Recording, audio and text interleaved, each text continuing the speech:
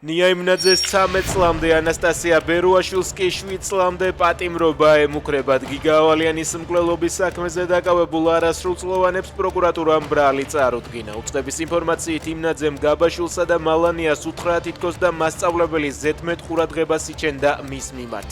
რითაც გაბაშვილი წააქეზა თანამზრახველებთან ერთად თავს დასხმოდა გიგა ავალიანს.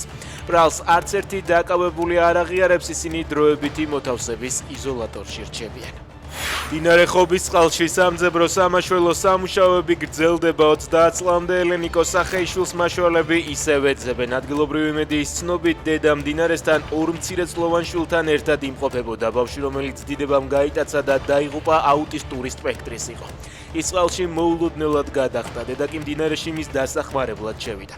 მოხდარ შეესწრო ქალის მეორე 4 წლის შვილიც. 12 მილიონი ლარის მოტყუებით დაუფლების გამოსფერო ჰოლდინგის დამფუძნებელს 12 იურის კი 8 წლით პატიმრობა მიესაჯა. გივი წულეისკირი და სოფიო პეტრიაშვილი სასამართლომ დამნაშავედ დღეს ცნო.